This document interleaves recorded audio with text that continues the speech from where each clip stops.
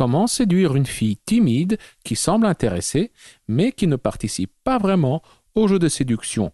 Quand tu fais une blague, elle réagit de manière sérieuse. Quand tu la touches, elle ne réagit pas. Elle envoie des signes mixtes. Mais pourquoi est-ce qu'elle fait ça? Quels sont les signes auxquels tu dois faire attention? Quels signes sont moins importants? Et surtout, que faire pour la séduire? La drague directe, pure et dure, pas de censure. Bienvenue dans le Coach Drague Podcast. Salut Roby. Hello Consti et bonjour aux auditeurs. Oui, bonjour chers auditeurs ou bonsoir. Roby, aujourd'hui nous avons reçu une question hyper intéressante d'un de nos auditeurs. Il s'appelle Florent. Florent a laissé un commentaire sur YouTube en dessous de l'épisode 203 intitulé « Elle annule le rendez-vous pour être avec un autre homme. Que faire ?» Donc ça, c'était le titre de l'épisode 203. Le lien se trouve dans la description. Et Florent a rencontré une fille timide et intéressée. Mais celle-ci, malgré son intérêt, ne semblait pas vraiment participer au processus de séduction. Florent avait des difficultés pour faire avancer les choses. Il avait des difficultés pour parcourir les étapes, car justement, la fille ne semblait pas participer à la danse. Il la taquinait, mais elle donnait une réponse sérieuse. Il essayait de la toucher, elle ne faisait rien. Il n'y avait pas de réciprocité. Quoique, le compte-rendu de Florent illustre pour moi un problème typique, Roby. C'est le problème de ne pas savoir distinguer les signes pertinents des signes moins pertinents.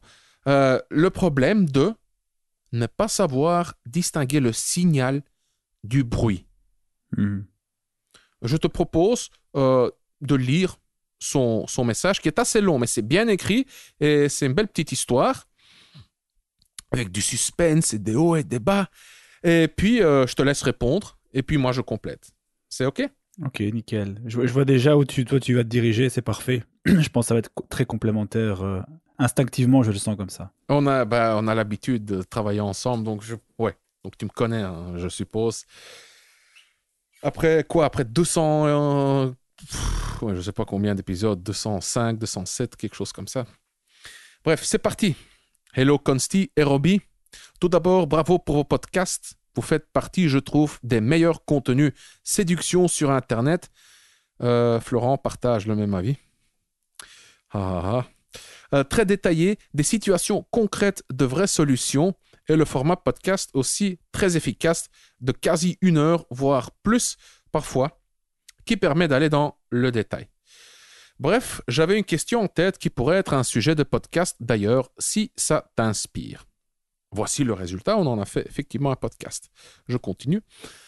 Ça concerne la façon de gérer une fille timide, pas très à l'aise avec les rapports de séduction, pas très habituée peut-être par manque d'expérience et du coup, qui rend la tâche assez difficile pour passer les étapes.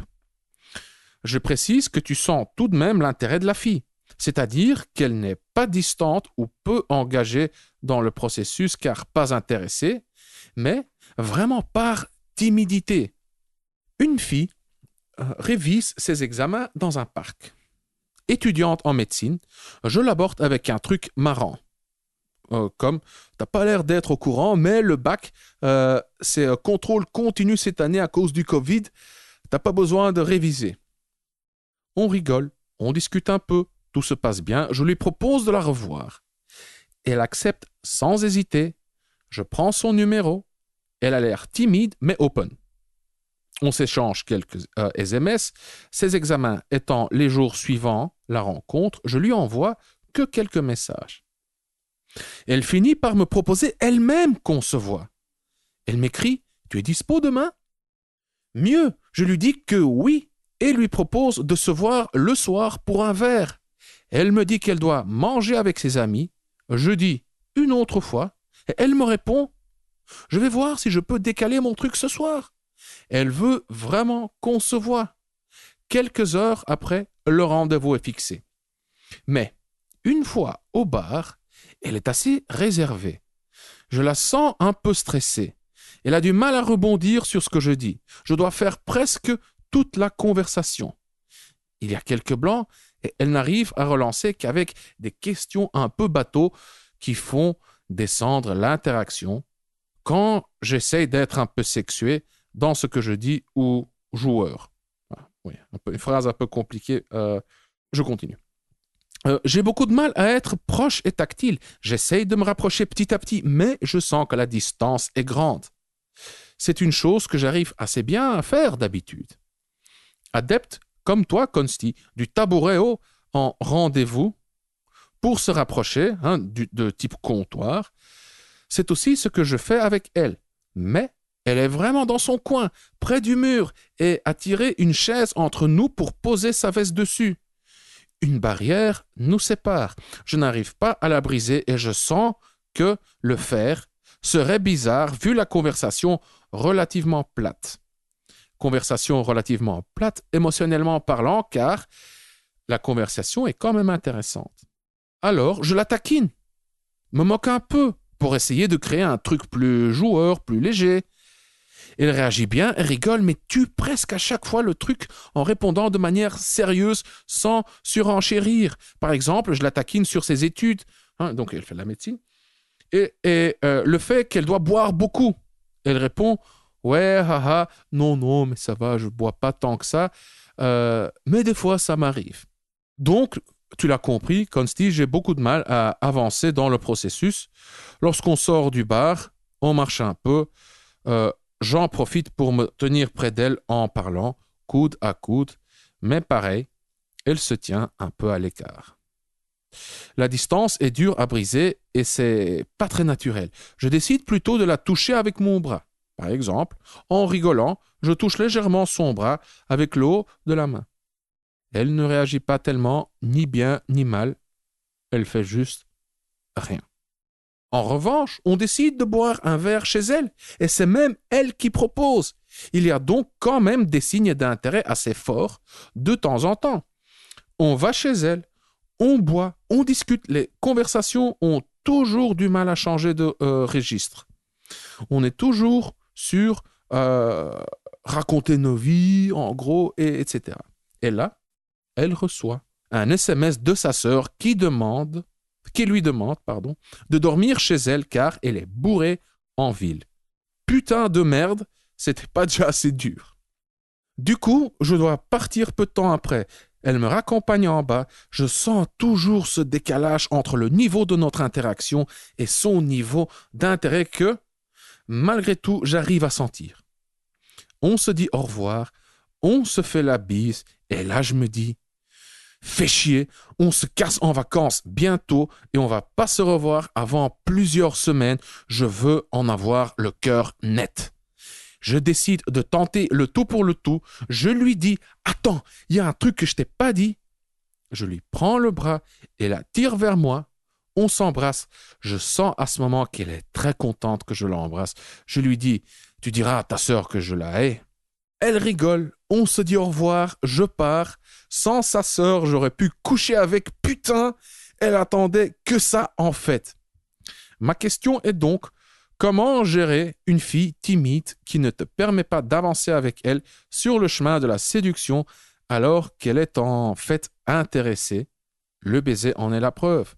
Comment, Robbie, injecter de l'érotisme, de la sexualisation, de l'intimité verbale, physique? Comment se rapprocher alors qu'elle a tendance à revenir au sérieux après chaque tentative? Je précise qu'elle est étudiante en médecine. Elle m'a avoué avoir eu que très peu de relations et semble donc inexpérimentée socialement et en termes de rapport de séduction. Mais merde, je sens qu'elle peut se lâcher complètement dans l'intimité. Je veux savoir. C'est un peu long, désolé Consti et Robbie. Vous dites parfois que les messages manquent de précision, alors je voulais être le plus clair possible. Fin du message de Florent. Robbie, je te donne la parole. Ouais, écoute, ici, en fait, quand le message est assez long, J'ai fait quelques commentaires sur des passages bien précis et je terminerai avec les solutions, donc suite à sa dernière question. Donc comme ça, il y aura une sorte de logique, de cohérence dans la réponse. Mais avant, je me gratte la gorge, puisque j'ai pas beaucoup parlé aujourd'hui. Je suis en train de m'échauffer en fait la voix là actuellement. Alors, je commence donc avec des petits commentaires sur certaines choses. Bon, déjà, premier commentaire, quand il parle du fait qu'il l'a abordé, c'est passé un peu inaperçu, mais bon, il l'a abordé quand même dans un parc. C'est donc, ça s'apparente à aborder en rue. Ouais. Je voulais le mentionner, on en parle ces derniers temps, ces derniers podcasts, et en général, les gens sont tous sur le web dating. Et je trouvais que c'était vraiment une très bonne chose, et ça montre qu'il y a du potentiel dans la rue.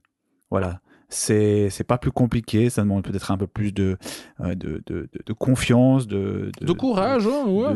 de courage au départ, mais en tout cas, il y a des bonnes opportunités, comme Florent nous le montre avec son exemple. Une approche contextuelle, j'imagine qu'elle était bien dosée. Une discussion, un numéro de téléphone qui lead, qui amène à un rendez-vous. Moi, j'adore. Donc ça, je voulais le mentionner. Deuxième remarque. Il écrit, on s'échange quelques SMS, ses examens étant les jours suivant la rencontre, je lui envoie quelques messages, etc. Et elle finit elle-même par lui proposer qu'il se voit. Ici, je voulais mentionner une petite astuce, histoire de vraiment être complet aussi dans ma réponse.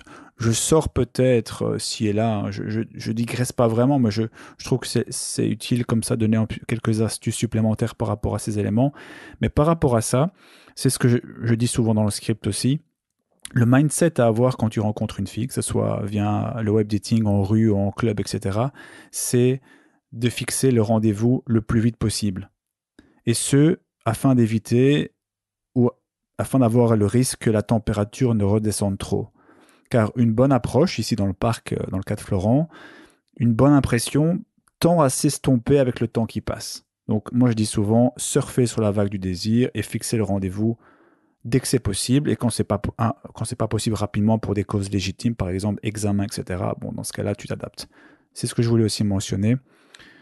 Pour le côté rendez-vous, je continue. Donc, elle avait initialement un rendez-vous avec ses amis et elle le déplace. Donc ça, c'est effectivement un énorme site d'intérêt. Donc, elle a un plan déjà fixé. Tu étais déjà un peu, c'était pour toi normal de reporter ça, et bien malgré tout, elle te dit, écoute, je vais arranger ça, je vais annuler et on va se voir ce soir. Donc ça, c'est un énorme signe d'intérêt. Et comme on le dit souvent, quand on se dit à plusieurs reprises, quand une fille est intéressée, même ici dans le cas où elle est timide, tu vas le savoir. Et effectivement, là, tu le sais. Tu peux comprendre son intérêt de manière assez facile. Donc c'était aussi un commentaire que je voulais ajouter. On arrive maintenant dans le nœud du problème. Voilà, ça c'était un peu les petites remarques préalables. Première chose, Florent nous dit, une fois qu'ils sont au bar, eux, donc en rendez-vous, elle est assez réservée. Il la sent un peu stressée, elle a du mal à rebondir sur ce qu'il dit, etc. Il doit faire majoritairement la conversation, il y a quelques blancs, etc. Et ce type d'interaction face à une fille a priori timide, inexpérimentée ou les deux, ça risque d'arriver assez fréquemment. D'où l'importance non seulement de prendre les devants, de faire avancer les choses de ton côté et surtout avoir une structure en tête. Et quand je parle de structure, en fait, je parle des étapes clés qui permettent de faire avancer les choses lors d'un rendez-vous. Donc typiquement, c'est ce que j'explique notamment dans le module sur le rendez-vous dans mon programme de script. Quand je visualise le rendez-vous tel le rendez-vous parfait, c'est une discussion. Donc vous discutez, vous vous mettez à l'aise, voilà, c'est le début du rendez-vous. Ensuite, l'objectif serait de discuter de vous dans un contexte intime. Si besoin en est via des techniques ou des jeux. La quatrième étape serait idéalement d'initier le contact physique. Quand tu dis parler dans un contexte intime, tu parles du contenu de la conversation, n'est-ce pas? Oui, c'est ça. Donc, typiquement, si je veux un peu caricaturer, évite de parler du boulot ou des choses comme ça. Essaye de parler de relations hommes-femmes, parler de vous dans un contexte intime. Donc, typiquement, tu peux revenir un peu sur l'approche dans le parc, comment elle s'est sentie, des choses comme ça. Bref, des conversations qui vous incluent tous les deux dans un contexte intime et non pas des sujets impersonnels. Donc, ça, voilà. Puis, il y a la 4e étape qui, idéalement, serait le contact physique. Ici, également, si c'est nécessaire, via des techniques ou des jeux, si tu n'oses pas te lancer directement pour le contact physique. Ensuite, dans l'ordre des choses, le baiser devrait arriver, dans le meilleur, si c'est bien fait. Et ensuite, voir si tu peux aller plus loin le soir même ou si tu économises une cartouche. Et comme on le verra, Florent a presque tout bien fait, mais peut-être qu'à certains moments, au niveau du timing, au niveau... il a peut-être un peu hésité. On le verra un peu plus tard, mais idéalement, c'est la structure. Voilà. Discuter, se mettre... Est-ce que tu peux répéter? Oui, les étapes, donc, rapidement, juste les mots donc, clés. Première étape du rendez-vous, vous discutez, vous vous mettez à l'aise. Deuxième étape, c'est plutôt une étape où vous discutez, bien entendu, mais plus dans un contexte intime, vous, des relations hommes-femmes, des choses, des sujets qui sont intimement intéressants. Donc, typiquement, évitez de parler de job, évitez de parler de politique, évitez de parler de religion, des choses qui peuvent un peu froisser, qui n'apportent rien. Donc, discutez de vous dans un contexte intime. Ensuite, le contact physique. Donc, si nécessaire, si tu ne te sens pas à l'aise, eh bien, utilisez, on en verra quelques-uns après, des techniques ou des jeux. Donc, pour le contact physique. L'étape après le contact physique, idéalement, le baiser doit arriver. Car si tu as passé toutes les étapes précédentes, le baiser normalement ne posera pas de problème.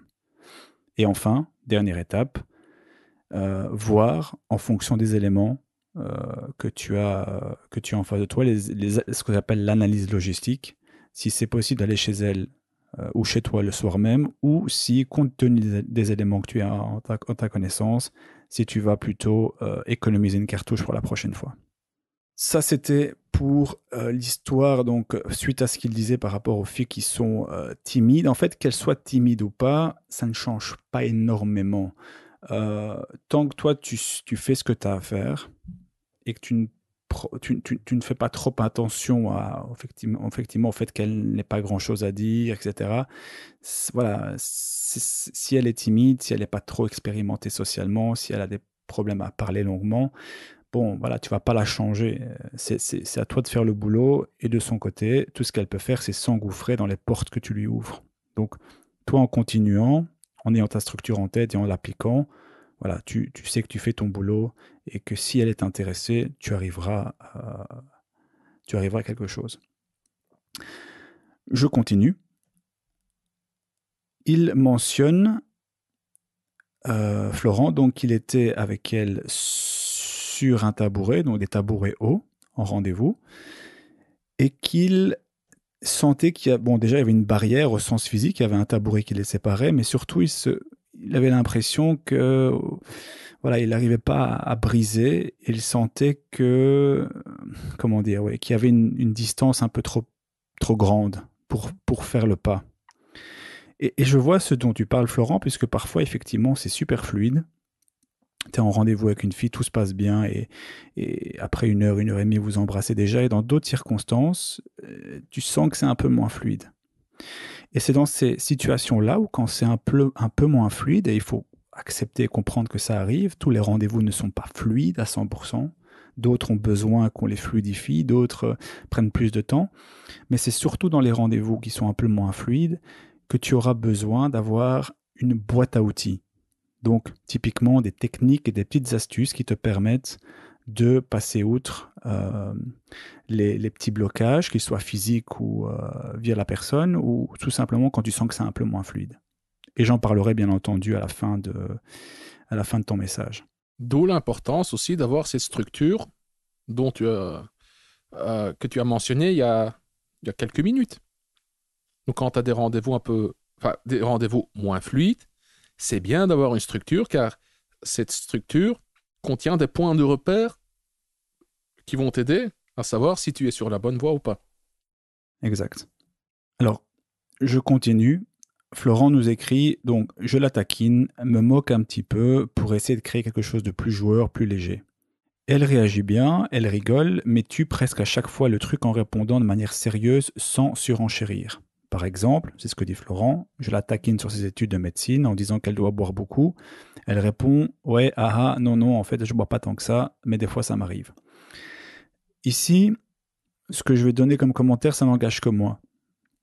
Mais quand tu m'as raconté cette histoire, Florent, je me suis vraiment rappelé un rendez-vous que j'avais eu il y a, à mon avis, 8 à 10 ans. Ça remonte vraiment il y a longtemps. Et c'était une fille que j'avais abordée aussi en rue, je l'avais abordée en direct, donc de manière directe. On avait eu un rendez-vous, et durant le rendez-vous, j'ai eu cette même sensation. Elle était extrêmement... elle n'avait pas beaucoup de conversation, était un peu timide. Et c'est ce que j'appelle, et je ne veux pas être négatif ou hautain en disant ça, c'est un peu ce que j'appelle le syndrome de la plante verte. Tu vois, c'est de la timidité, c'est de l'inexpérience. Bon, elle n'est pas forcément douée elle parle pas beaucoup, elle coupe court aux conversations. Ce sont un peu, voilà, c'est pas toujours évident. Je peux vraiment le comprendre. Quand tu es face à une fille comme ça, tu fais trop attention à ces éléments-là, ces bruits de fond finalement. Et je suis certain qu'on en parlera un peu plus tard. Et tu perds de vue un peu la structure finalement. Et donc, qu'elle soit timide, qu'elle ait de l'inexpérience, qu'elle ait entre guillemets ce syndrome de la plante verte, c'est pas vraiment un problème à partir du moment où toi tu as ta structure en tête et que tu sais quoi faire pour faire avancer les choses. Ça, c'est le plus important. Je continue et on arrivera maintenant aux solutions.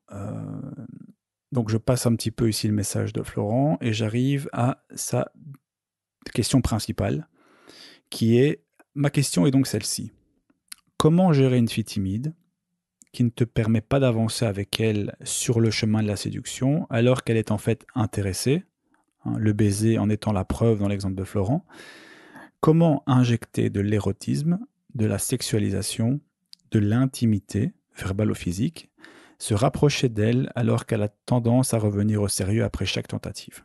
Bon, ça fait quand même beaucoup de questions, donc je vais essayer de structurer ça pour pas être trop brouillon. Déjà, de manière préalable, moi ce que je voulais ajouter, c'est que la tentative de baiser, enfin, plus qu'une tentative, hein, puisque ça a été couronné de succès de Florent, on pourrait quelque part l'analyser comme étant un quitte ou double. Mais vu l'histoire bien détaillée de Florent, on peut se rendre compte que c'était pas vraiment un quitte ou double. C'est simplement qu'il a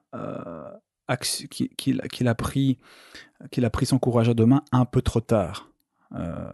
C'est simplement ça. Mais par contre, il avait plus analysé les signes d'intérêt. La fille qui avait annulé son rendez-vous avec ses amis pour le voir en priorité, la fille qui lui a proposé de venir boire un dernier verre chez elle, tout ceci était des signes d'intérêt clairs. Et donc, à mon avis, au moment où il s'est lancé, il avait quand même de la confiance parce qu'il avait pu analyser correctement les signes d'intérêt. Donc, intérieurement, il sentait que c'était bien parti. Mais c'est simplement que face à l'urgence de la situation, il sentait qu'après elle partait en vacances, qu'il n'y aurait plus de possibilités, et bien là, visiblement, il a eu l'énergie suffisante pour se lancer et pour ne pas rentrer avec ce goût désagréable qu'est l'incertitude finalement. Parce qu'imagine que Florent s'il n'avait pas tenté le baiser, il serait rentré chez lui, il aurait été d'autant plus frustré parce qu'il n'aurait pas essayé, mais en plus, il serait resté dans l'incertitude. Donc là, quand même, point positif, c'était un peu tardif, parce que forcément, comme tu n'avais pas fait le baiser avant, tu n'as pas pu passer à l'étape, à savoir l'intimité avant, et comme sa sœur, entre-temps, devait revenir, eh bien, tu n'as pas eu le temps pour conclure finalement. Donc, quand j'ai dit ça, je donne déjà le début de la solution. Donc en fait, la solution ici avec cette fille, c'est que tu aurais pu arriver au stade du baiser plus tôt. Idéalement lors du rendez-vous, lorsque vous étiez sur ces tabourets hauts. Et donc, je vais te donner 4 solutions, 4 techniques que je mentionne dans le script. 4, dis. Waouh, tu étais Attends. généreux aujourd'hui. Oui, je le sentais. 4, notamment le fameux jeu dont je parle souvent. Et pour te répondre à cette question, donc, comment injecter de l'érotisme, de la sexualisation, de l'intimité, se rapprocher. Donc, ces 4 techniques vont répondre à ces 4 questions. Donc, première chose, donc, comment injecter de l'érotisme, de la sexualisation, de l'intimité verbalo-physique, se rapprocher, etc. Première chose, je l'ai déjà mentionné d'ailleurs juste avant, c'est la plus basique, la plus simple, c'est la discussion sur des sujets de relations homme-femme. De parler de comment elle voit les relations, de ses expériences, bref, moi ce que j'avais dit dans le script et je l'avais noté, si tu veux une bonne source de sujets, eh bien tu peux faire une liste via les podcasts de Coach Drag ou les articles. Bien sûr, tu les sélectionnes pour pas rentrer trop dans les polémiques, mais des bons sujets qui peuvent vraiment servir de tremplin à des conversations chargées émotionnellement et intimement. Ça, c'est une première chose. C'est la technique la plus simple, quoique il faut quand même faire le travail pour savoir les bons sujets à traiter. Deuxième technique qui te permet ici de te rapprocher, donc l'intimité physique, de se rapprocher, c'était une des questions aussi de Florent, c'est la technique que j'utilise pour ainsi dire dans, j'ai pas de nombre exact, mais je dirais dans 8 cas sur 10, 80% des cas, j'utilise ça, c'est la technique des massages.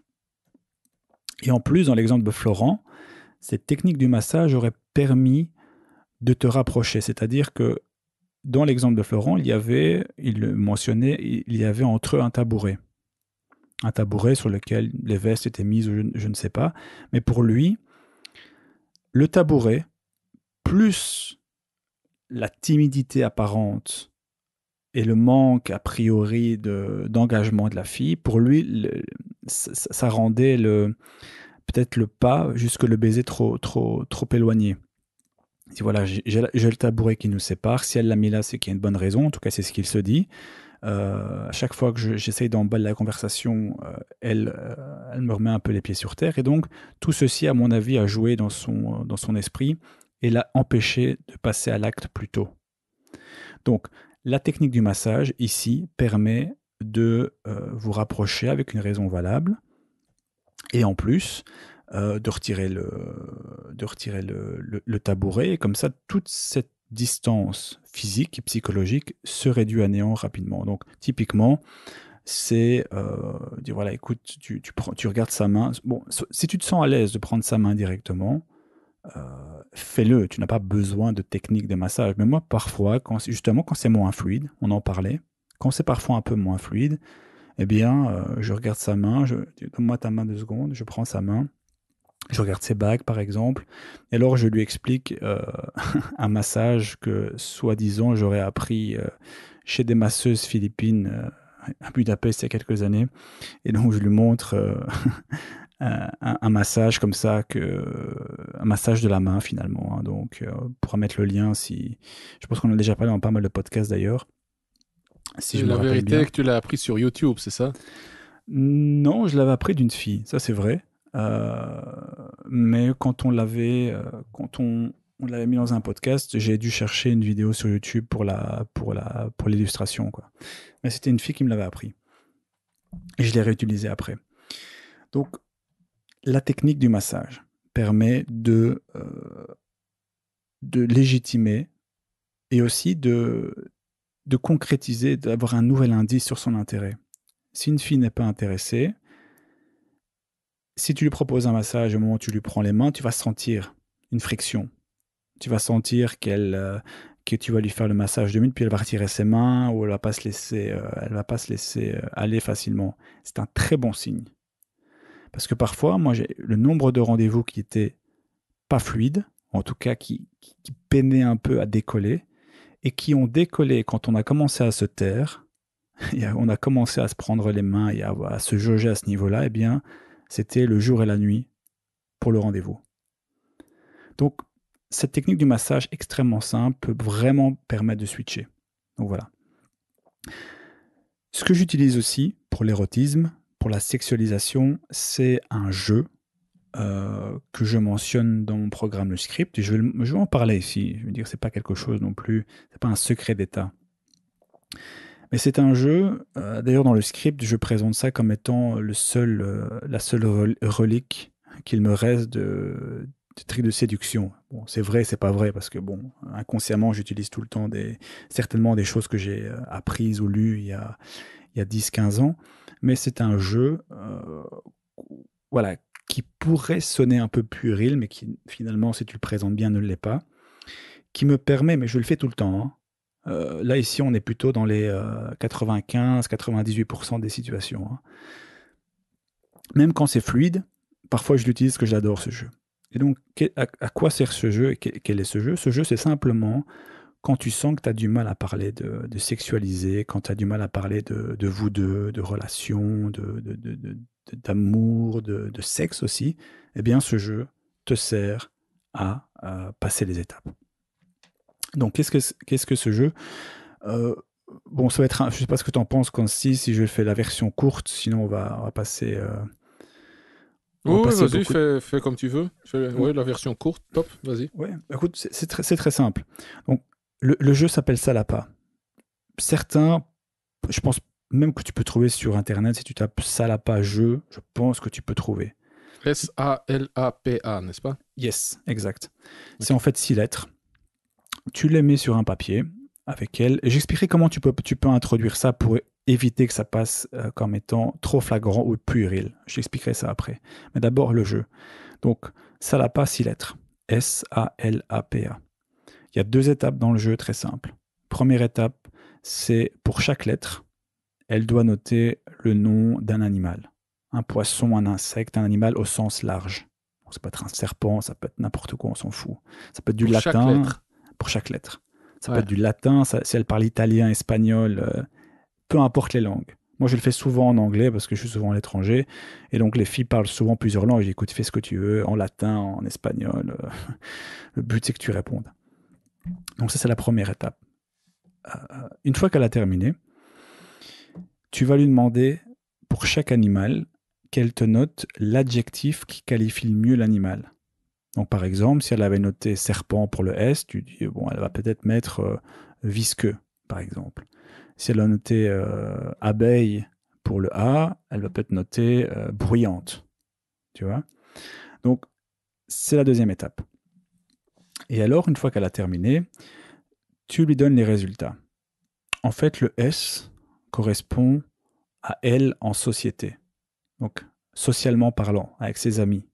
Comment est-ce qu'elle est en société? Donc, l'adjectif que tu auras trouvé pour le S sera, a priori, comment elle est en société. Par exemple, pour le serpent, j'ai mis visqueux. Eh bien, en société, elle serait visqueuse. Bon, bien sûr, tu dois un peu faire preuve d'interprétation. Donc, tu peux le dire qu'elle est peut-être socialement fluide, visqueux, fluide. Bon, tu vois un peu, il faut un peu être créatif. Ouais. Parce que forcément, être visqueux socialement, ça ne veut pas dire grand-chose. Donc, il faut essayer de faire trouver des métaphores ou en tout cas des synonymes. Donc, le S, en société. Le A veut dire en amour, donc avec les hommes. Comment est-ce qu'elle est en amour, en relation? Le L, au lit, donc au sexe, généralement. Et les 3 dernières lettres, A, P, A. Donc le A, le deuxième A, c'est avant de faire l'amour. Le P, c'est pendant. Et le dernier A, c'est après avoir fait l'amour. Ouais. Donc, tu peux déjà comprendre et imaginer toutes les potentialités qui s'ouvrent suite à ça. Parce que moi, ce que je fais, c'est que le jeu pourrait se terminer là, mais il ne serait pas intéressant. Moi, ce que je fais avec ce jeu, c'est un carrefour. Je reprends chaque adjectif, socialement, en amour, etc. Et je vais en détail avec elle. Comment est-ce qu'elle est socialement avec ses amis? Comment est-ce que c'est une fille sur qui on peut compter? Est-ce que c'est une fille qui est indépendante ou qui a besoin de ses amis? Deuxième, en amour, même chose. Comment est-ce qu'elle est en relation? Et donc, ce jeu te permet de poser des questions qui, en temps normal, tu ne nous aurais jamais posées parce que la transition aurait été trop brusque ou tu ne serais jamais arrivé à cette transition. Même chose pour le sexe. T'imagines comment amener ça? Dit avant de faire l'amour, tu es comment plutôt? Ce que je veux dire. Oui. Ouais, Un jus d'orange, s'il vous plaît, serveur. Et donc après, enfin, tu vois ce que je veux dire. ouais. Donc moi, j'utilise ce jeu beaucoup. Et alors, je vois déjà un peu, et bon, j'ai plus 15 ans, hein, j'en ai 33. Et je vais encore peut-être, dans 7 ans, j'en aurai 40. Et tu peux être certain que dans 40 ans, je le ferai encore. Donc, je peux déjà voir les gens arriver en disant, oui, mais moi j'ai 40 ans, 45 ans, ça peut paraître puéril. Mais non, ça dépend comment tu introduis ça. Moi, comment je l'introduis la plupart du temps, c'est très simple. On discute et puis à un moment donné, je vais aux toilettes et je reviens avec l'idée de faire le salapa. Et je lui dis, tu sais, tout à l'heure, tu m'as dit que tu étais comme ça ou comme ça.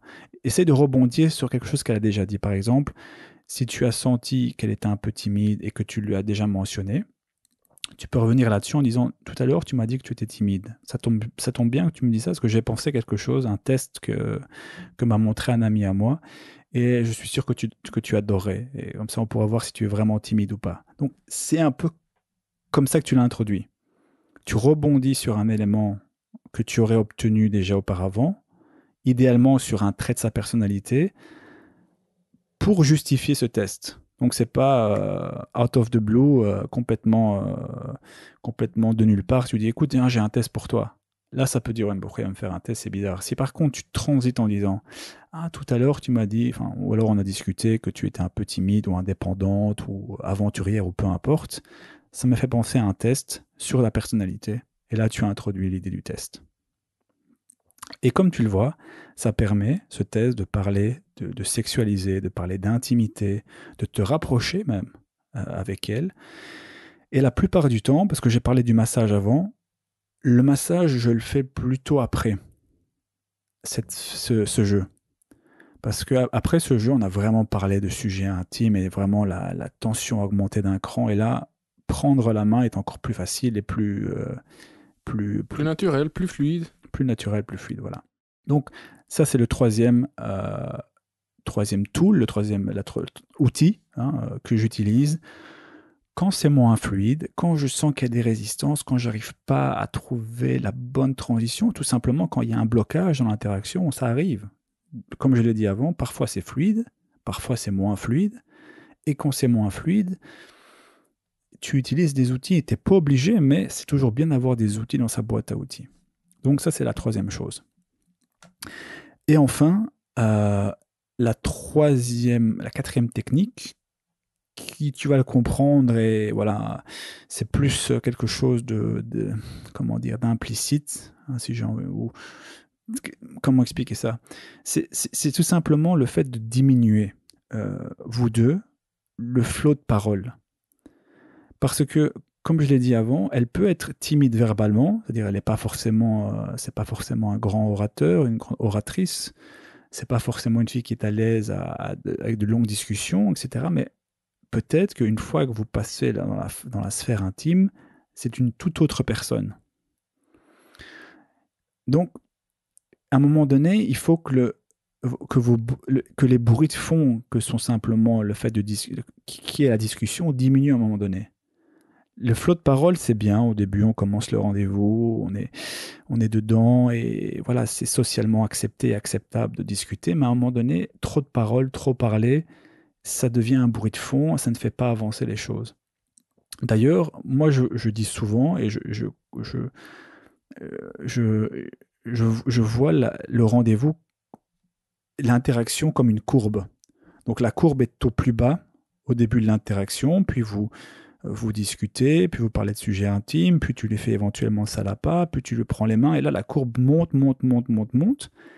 Et quand elle est au top, quand il y a le pic, c'est là qu'il faut prendre ses mains, l'embrasser, et c'est à ce moment-là. Parce qu'après, il y a, selon moi, la courbe redescend. Et souvent, ce qu'on voit au rendez-vous, c'est ce qui s'est sûrement passé avec Florent, c'est que la température monte. Il pense à l'embrasser. Il pense à passer le cap mais le tabouret était entre eux et la fille était pas voilà, elle était un peu timide et donc il a pas osé. Et qu'est-ce qui s'est passé après? La courbe a commencé à redescendre parce qu'ils ont continué à parler, hein, d'ailleurs, il le dit lui-même, on sait pas, ouais, on parlait de boulot, machin. Et donc là, c'est généralement pas très bon. Parce que la courbe redescend, et pour caractériser cette descente de la courbe, hein, c'est un peu la question moi, qui me fait rire, et je l'ai faite aussi. Hein, c'est, à un moment donné, après 1 heure et demie, tu lui poses la question, dis, est-ce que tu as des frères ou sœurs ou pas? Je ne sais pas. Ah, tu vois, tu sais plus quoi dire, tu sais que tu as laissé passer l'opportunité, et donc là, tu dis, ah, comme un peu un désespoir, oh, allez, je vais continuer à parler parce que j'ai pas osé y aller, ou parce que le timing n'est plus là, ou parce que voilà, tu n'as pas saisi l'opportunité, le momentum, et donc tu continues sur les questions. Et ce qui est en fait pour moi un peu un désaveu, hein, c'est voilà, c'est le signal de j'ai pas osé me lancer, quoi. Et donc finalement, je continue à parler. Et donc dans l'exemple de Florent, c'est ce qui s'est passé. Euh, il s'est trop focalisé sur ses bruits de fond, sur elle. Il a, à un moment donné, je pense, perdu la structure. Il a bien fait ça, mais il n'a pas su transiter pour sexualiser, il n'a pas su transiter pour prendre ses mains, pour initier le contact physique. Et donc, finalement, ils sont sortis du bar en restant bloqués à l'étape 2, finalement, à l'étape d'une discussion basique, alors qu'il aurait fallu, dans le meilleur des mondes, arriver à l'étape du baiser au minimum. Et donc, là, oui, la réponse est là. C'est tu dois faire avancer donc voilà la structure. Et dans l'exemple de Florent, tu as clairement attendu le dernier moment. C'est mieux que rien, hein, pour faire le baiser qui était un peu dans le rush, qui tout double, la pression. Je veux pas la revoir, elle partir en vacances.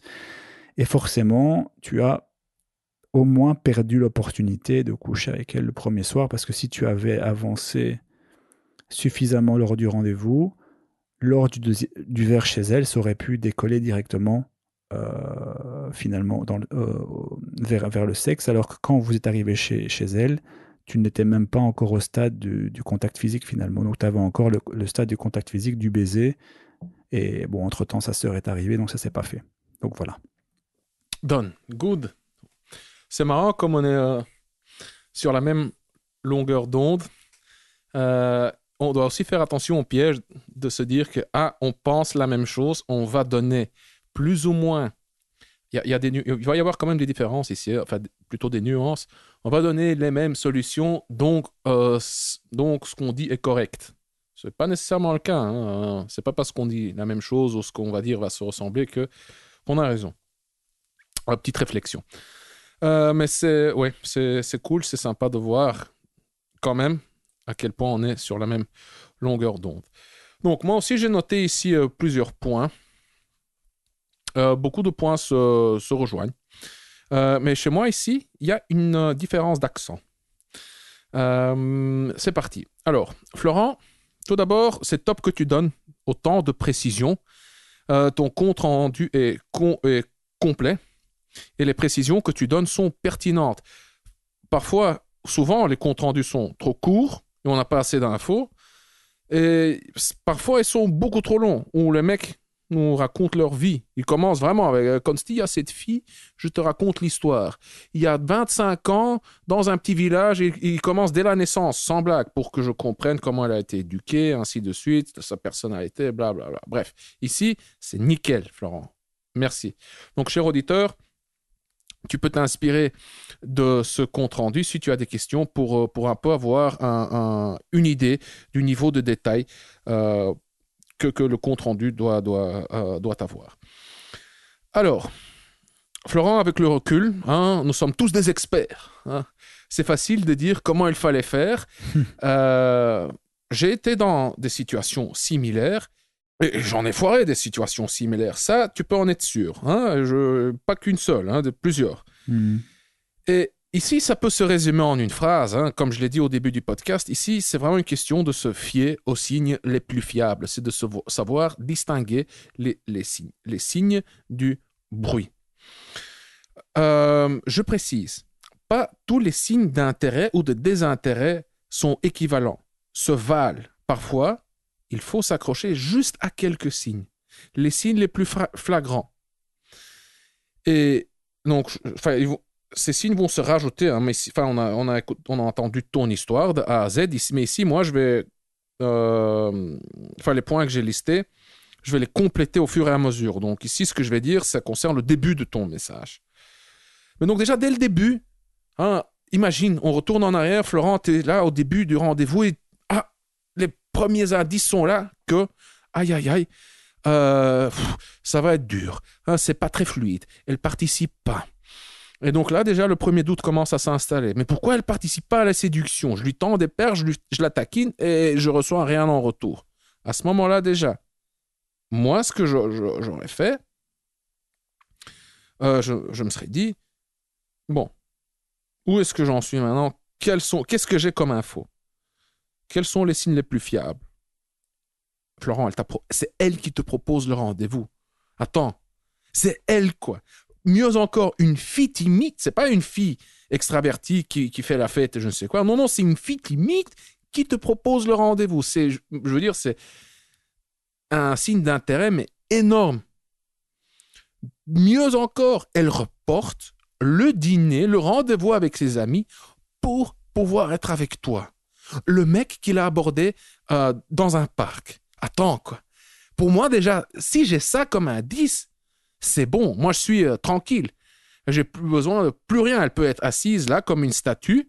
Pour moi, c'est juste un gros feu vert du début à la fin. Et donc là, en ayant ces signes, tu fonces. Enfin, c'est facile à dire encore une fois, mais c'est ce que moi, je me dirais. Écoute, tu fonces, ou plutôt, tu fais rien, t'es tranquille, t'es peinard, c'est dans la poche. Quand je dis tu fais rien, c'est... Attends, ouais, je vais m'embrouiller là, donc je vais juste continuer mes points. Donc, tu sais, tu as ces deux signes d'intérêt flagrants et tu sais qu'elle est timide. C'est tout ce qui compte. Toutes les autres infos sont secondaires, sont moins pertinentes. C'est plutôt du bruit. Car, Florent, si tu te fies aux signes pendant le rendez-vous, c'est perturbant. Car en général, allez, je vais être franc avec toi aussi, je suis avec une fille au rendez-vous, je veux dire, 80-90% du temps, je fais pas attention à l'expression de son visage, à ses gestes, à ses signes. C'est pas que je suis en train d'analyser continuellement de manière chirurgicale ces signes d'intérêt. Ça n'a pas de sens non plus. Non, ça n'a pas de sens, c'est pas utile. Donc, si tu te fies aux signes d'intérêt pendant le rendez-vous, ça peut être perturbant, surtout avec une fille timide. Elle n'a pas l'air intéressée. Elle n'avait pas l'air intéressée, ça peut te décourager, c'est ce qui s'est passé, et ça peut te faire douter, c'est ce qui s'est passé également. Tu t'es mis à douter, tu dis, mais what the fuck, quoi. Allez, elle participe pas, elle participe pas au second degré, il n'y a pas de réciprocité quand je la touche, et là, tu bugs.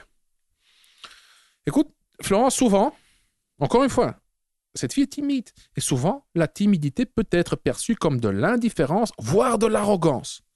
Et ça, c'est juste une info à retenir. Pour moi, c'est un petit mantra quand je rencontre une personne timide. Souvent, dans un contexte social, tu parles avec des amis, des connaissances, ou à la salle de sport aussi. C'est une conversation récurrente. C'est, oh, celui-là ou celle-là, oh, je la supporte pas. T'as vu l'arrogance? Mais hein, souvent, les personnes arrogantes sont des personnes timides. C'est par peur qu'elles n'osent pas chercher le contact, qu'elles sont distantes, qu'elles ont le regard, ils ou elles ont le regard fuyant.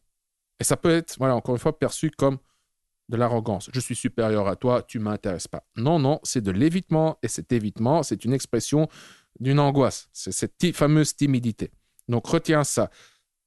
La timidité peut être souvent perçue comme de l'indifférence, voire de l'arrogance, mais c'est de la timidité, de l'angoisse. Quand tu te poses la question, Florent, pendant le rendez-vous, est-elle intéressée? Donc, déjà, t'es là. Elle ne mord pas à l'hameçon. Tu dis, tu sens le doute en toi monter. À ce moment-là, tu te poses juste la question. Mais quel est son niveau d'intérêt? Elle a de nouveau, tu as 3 réponses. Elle t'a proposé le rendez-vous. C'est pas qu'elle te connaissait pas. Hein. C'est pas qu'elle avait vu ton profil sur Tinder. Non. Tu l'avais déjà vu dans la vraie vie, dans un parc. Elle savait, et c'est là qu'elle te propose le rendez-vous. Tu vois? Donc, elle te propose le rendez-vous, elle reporte le dîner avec ses potes pour être avec toi, et elle est toujours là. Elle est devant toi, lors du rendez-vous. Moi, avec ces infos, franchement, enfin oui, c'est aussi... Moi, je serais, mais comme un poisson dans l'eau, tranquille, calme, peinard, pas de stress. Voilà, donc, oui, hein, quand tu te poses cette question, est-elle intéressée? Quand tu as ces 3 infos, elle te propose le rendez-vous, elle reporte le dîner avec ses potes, elle est toujours là. La réponse est oui, elle était intéressée. Tu sens ton stress en toi diminuer, tu es plus détendu, et ton aisance va graduellement, progressivement la mettre également à l'aise.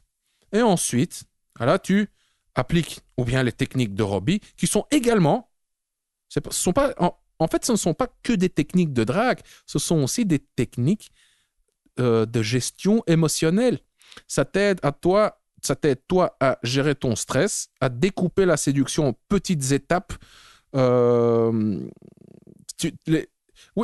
découper la séduction en petites étapes, ce qui veut dire que tu ne dois pas faire un grand pas en dehors de ta zone de confort, un grand pas trop anxiogène, mais tu fais des petits pas qui, un, ne déclenchent pas trop d'angoisse en toi, et de 2, qui justement...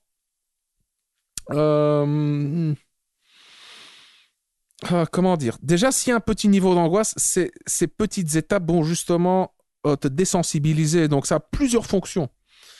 Donc, quand ton aisance commence à... Enfin, quand tu es à l'aise et ton aisance graduellement se projette sur la fille, elle sent aussi que tu es à l'aise, il y a ce calme comme ça qui se propage entre vous deux.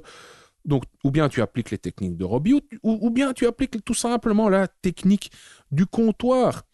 La technique du comptoir, je ne vais pas entrer ici en détail, je vais laisser un lien dans la description. Ensuite, Florent, tu la sens un peu stressée. Moi, personnellement, ça aussi j'utilise, pour moi c'est un petit mantra, un petit, enfin comment dire, c'est devenu un petit schéma de stimulus-réponse pour moi.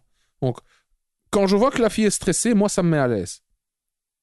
Parce que pour moi, la fille stressée étant le stimulus, pour moi la réaction c'est la relaxation.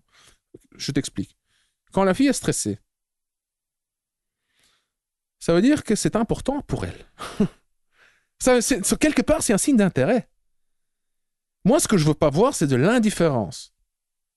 Car l'indifférence, ça veut dire que pour elle, pour son cerveau, c'est pas important. Ce qu'elle voit en face d'elle, c'est pas important, ça n'a pas de valeur. Pas de valeur, pas d'intérêt, pas d'attirance, rien. Quand la fille est stressée, ça veut dire le rendez-vous avec toi, tu es important. Le rendez-vous est important. C'est un événement important. Donc, ça a une valeur une valeur de reproduction, on va appeler ça comme ça. Donc, elle est intéressée. C'est pour ça, je vois une fille stressée au rendez-vous.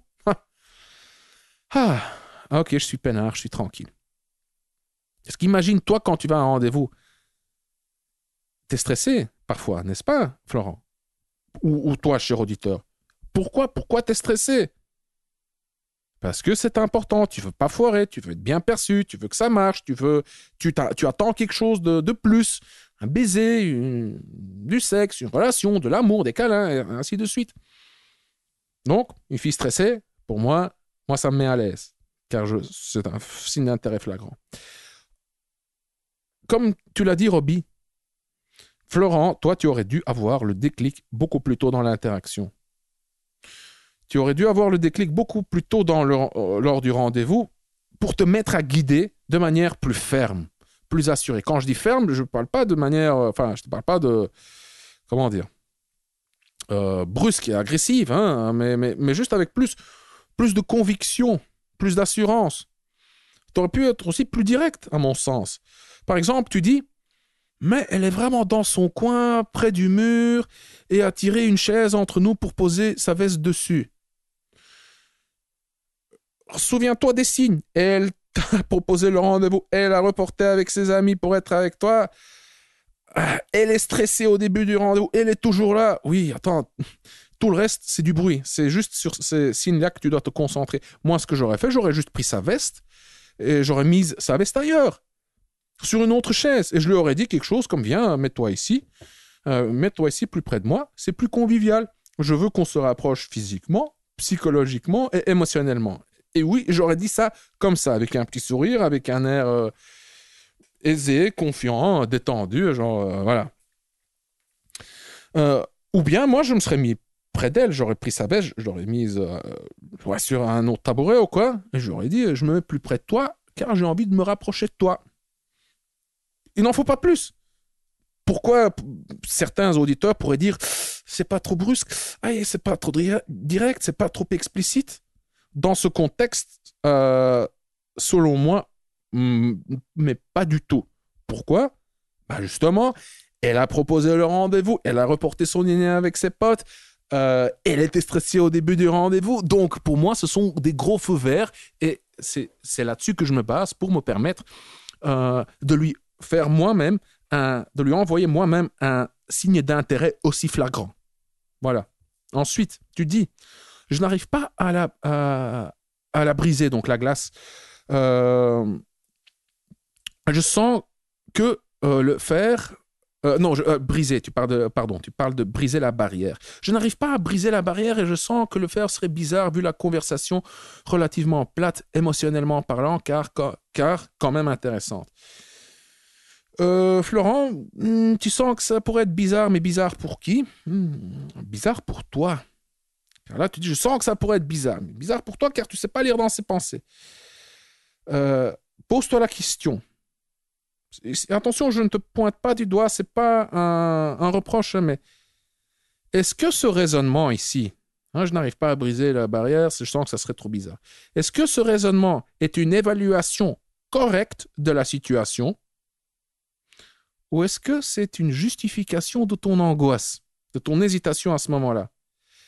Est-ce que si tu avais brisé la barrière, tu aurais bousillé le rendez-vous? Ou est-ce que le fait d'avoir cette pensée, c'est juste une excuse, en fait, équivalente à « Ouais, c'est pas le bon moment de l'aborder, cette fille, tu vois. » Quand tu chies dans ton froc pour aborder une nana, tu trouves plein d'excuses. C'est dans le métro, il y a trop de monde autour, c'est pas le moment, j'ai pas les bonnes chaussures, tu vois, j'ai pas la bonne veste. Donc ici, moi, je ressens ça un petit peu, comme ça, une petite excuse, j'arrive pas à briser la barrière et j'ai l'impression que ça va être bizarre vu la conversation. Donc, attention. Ensuite, tu dis, elle ne participe pas vraiment... elle ne participe pas vraiment au second degré. Quand tu la taquines, elle ne se prend pas au jeu. Roby, tu l'as dit aussi tantôt, mais il y a des grandes différences individuelles. Certaines personnes sont juste moins expérimentées. Certaines personnes sont juste moins expressives. Et surtout si ces personnes sont nerveuses, si elles sont timides. Donc c'est gai, Florent, quand la personne en face de nous a le même humour, le même niveau d'énergie, que cette personne reflète les mêmes émotions. T'es excité, t'es curieux, elle est excitée, elle est curieuse. Mais ce n'est pas toujours le cas. Déjà juste dans l'intonation de la voix, il y a d'énormes différences individuelles.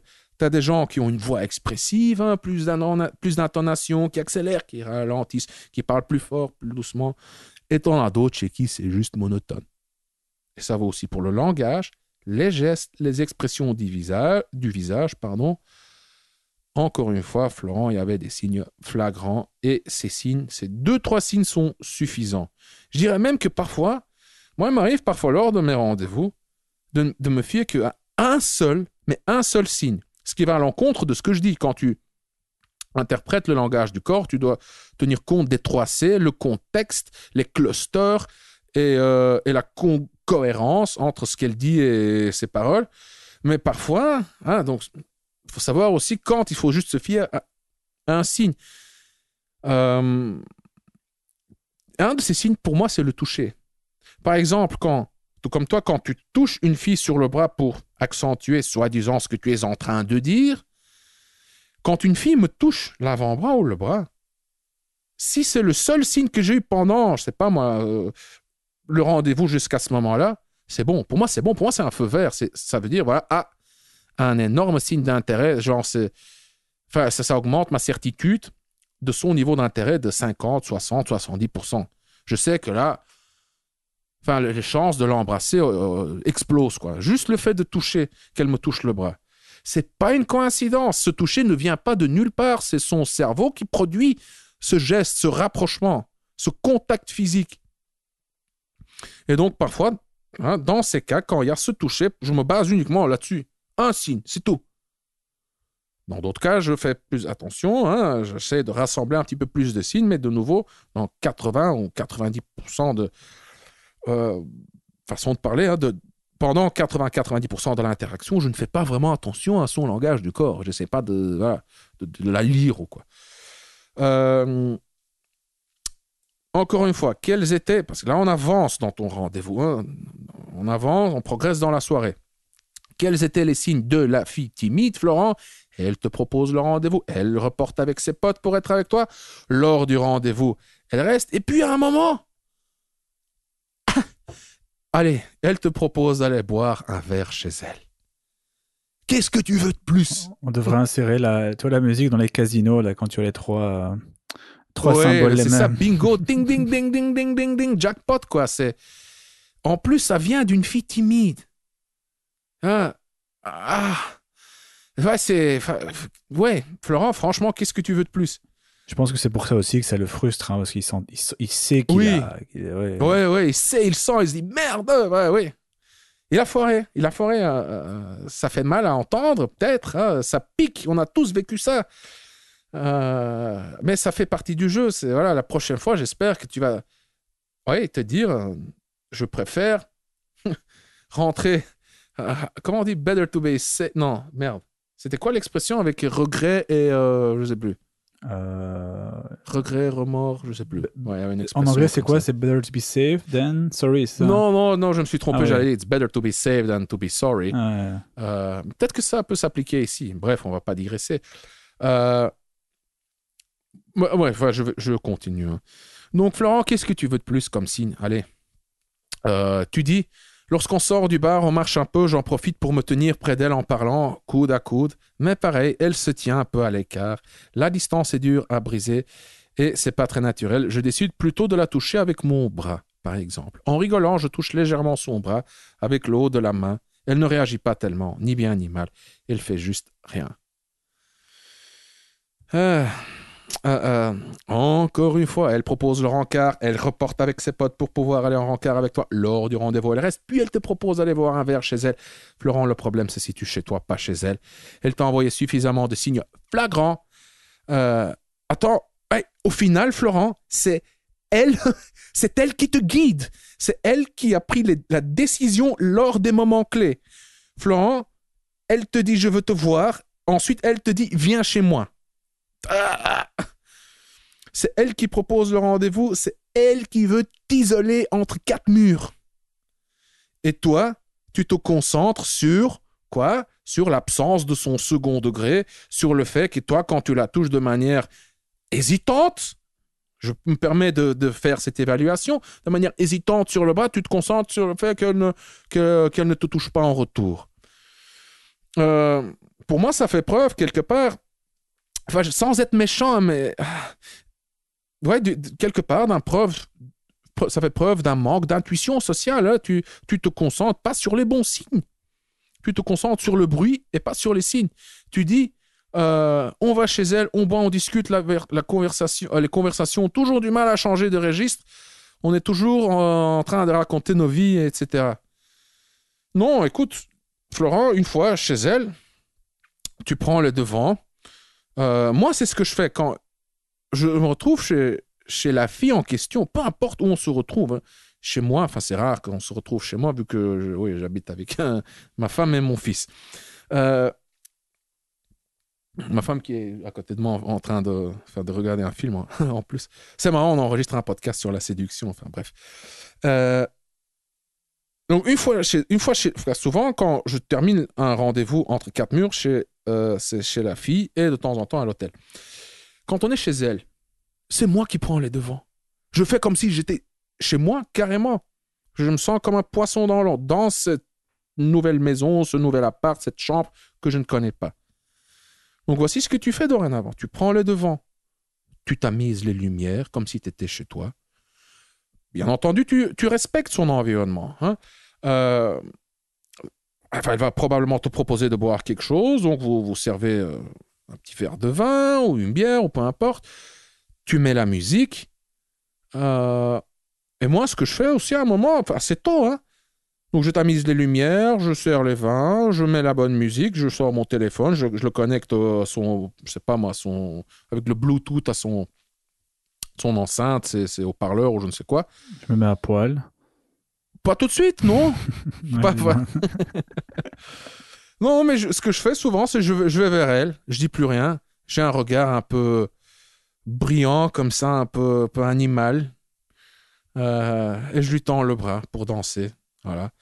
Et puis j'apprends dans mes bras, je la serre dans mes bras, je commence à lui caresser les cheveux, je lui bouge, je sais pas moi, une mèche faciale, une petite mèche sur son front, devant les yeux, je la bouge avec 2 doigts, je fais un petit bisou dans le cou, doucement, légèrement, lentement, mais avec assurance. Donc je commence les préliminaires en quelque sorte, le rapprochement.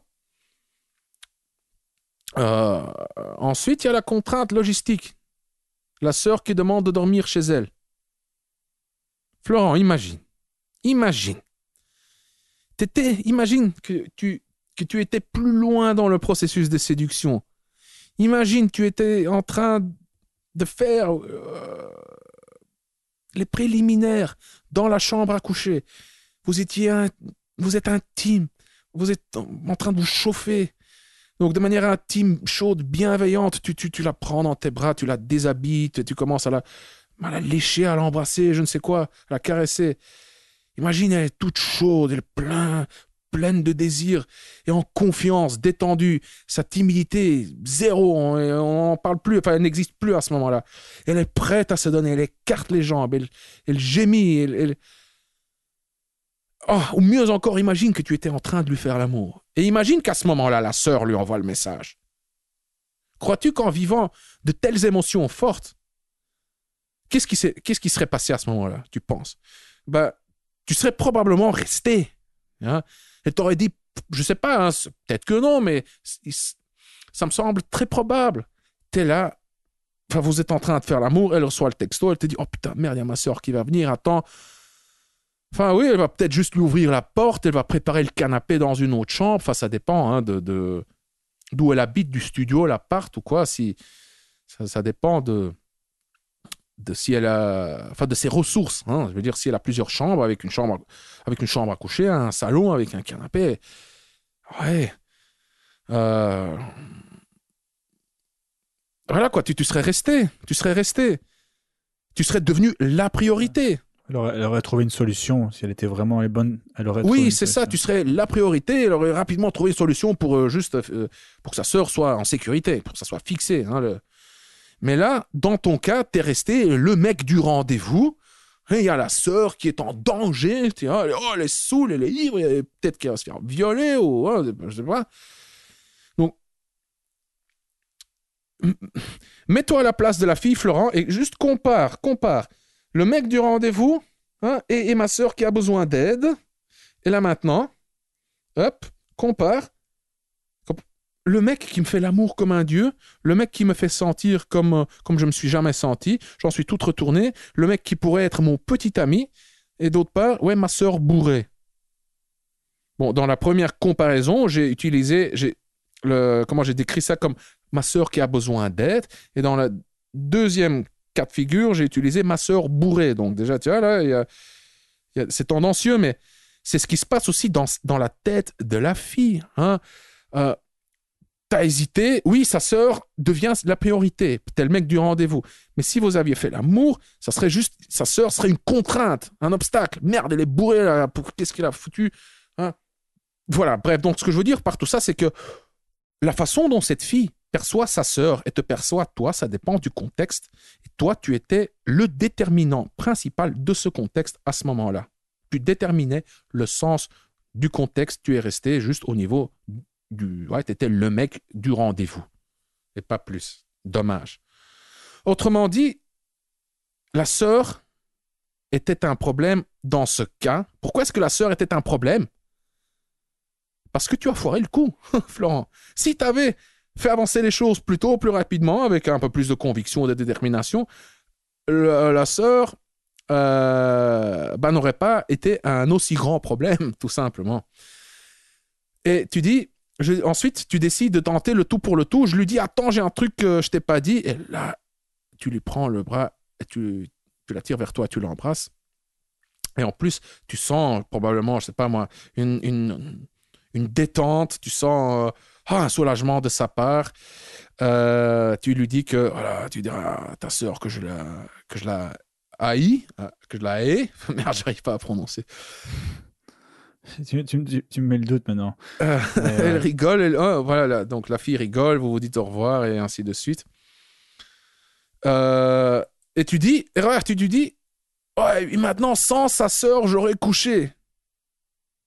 Regarde Florent, là de nouveau, quelque part tu protèges ton ego, tu mets la faute sur la sœur. Merde, sans sa sœur, j'aurais couché. Moi je pense pas, tu sais. Non, regarde ce qui s'est passé en réalité.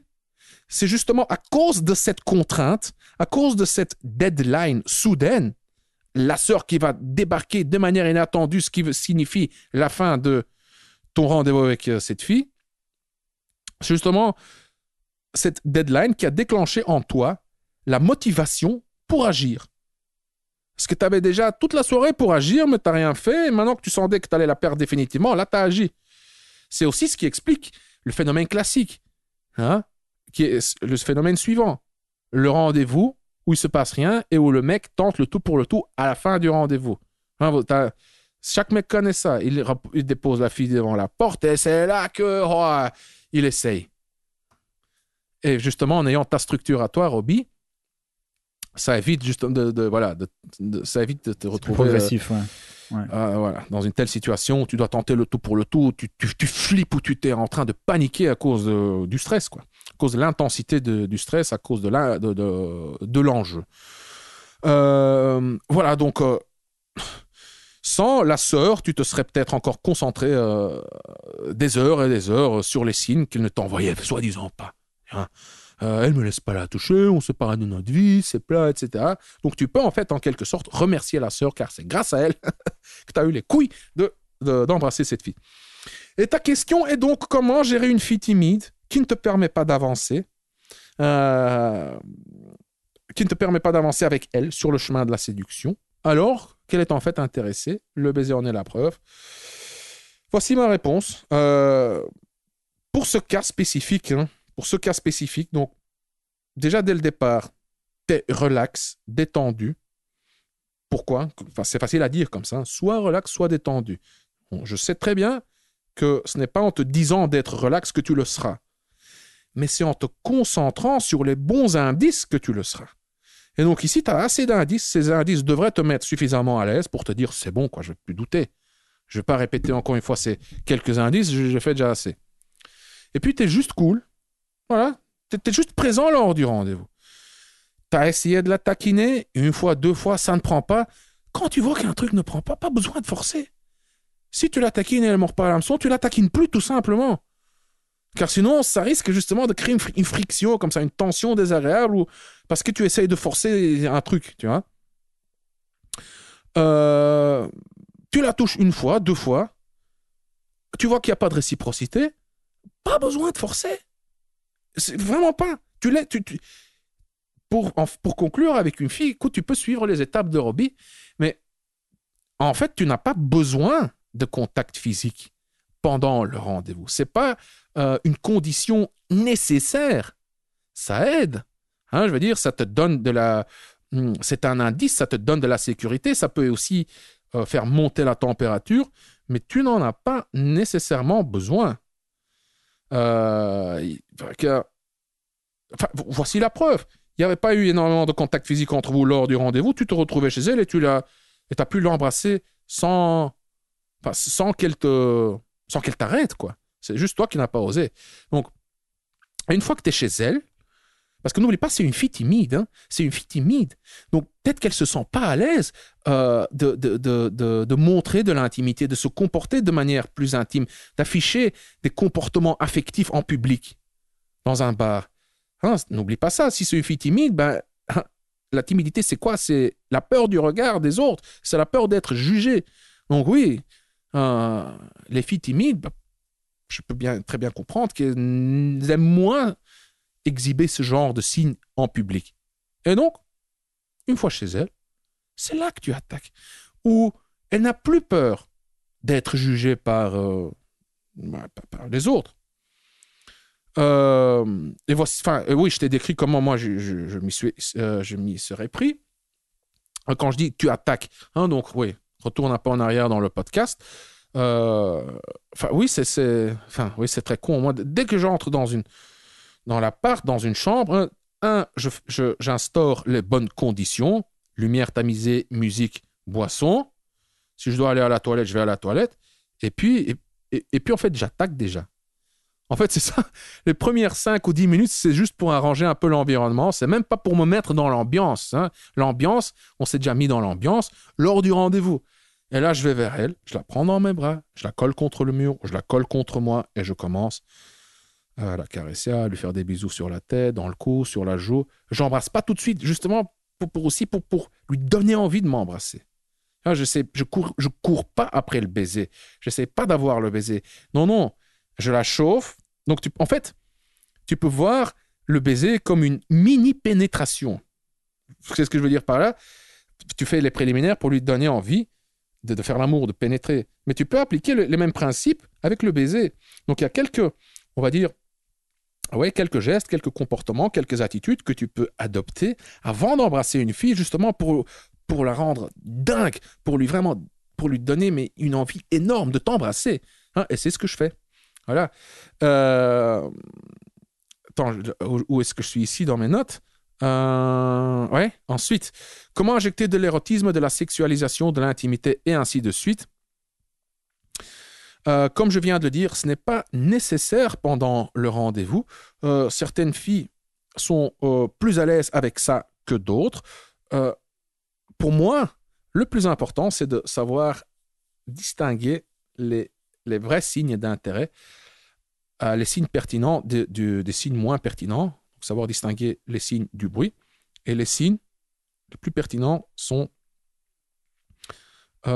qu'elles te suivent d'un endroit à un autre. Quand tu parcours différents endroits et chaque endroit est plus propice à l'intimité que le précédent, tant qu'elle te suit, c'est bon. Et ici, encore une fois, avec tous les signes que tu as eus, dans ce cas spécifique, tu avais besoin de zéro signe. Enfin, comment dire? Tu n'avais pas besoin d'instaurer de l'intimité lors du rendez-vous, de toucher et de je ne sais quoi. Car cette fille était en fait intéressée dès le départ. C'est vraiment aussi simple que ça. Mais sinon, pour des filles un peu, comment dire, se situant un peu plus dans la zone grise, hein, des filles qui, ouais, ce mec me plaît bien, mais je ne sais pas si je vais aller plus loin avec lui. Ah, il a quelque chose, mais est-ce que je vais l'embrasser ou pas? Des filles avec qui tu sens que qui suivent moins difficilement, là, je te conseille d'utiliser les astuces, les conseils de Robbie, d'appliquer les conseils de Robbie, de suivre ses étapes à lui, les 5 étapes que tu as décrites, Robbie. Hein.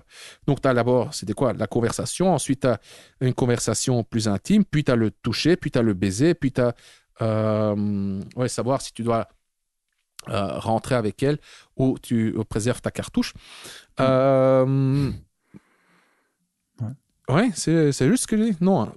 C'est ça. Oui, okay. Ça fait un peu ambigu quand tu le dis, ça me fait rigoler. Quoi? Non, préserver ta cartouche. Oui, je vois ce que tu veux dire. Okay. Bref. Voilà, donc moi, ça me fait penser à un rencard que j'ai eu. Regarde, il y a quelques temps, j'ai eu un rencard avec une gonzesse et elle affichait exactement le même comportement que toi. Et quand je lui dis, viens, on va... Et donc, moi, ça ne m'inquiète pas. Hein. Je dis, OK, elle est juste pas assez à l'aise encore. Elle est juste pas assez à l'aise, mais c'est pas grave. On va poursuivre. On va continuer le processus. On va suivre mes étapes. Viens, on va à un autre endroit. Et là, elle ne voulait pas me suivre.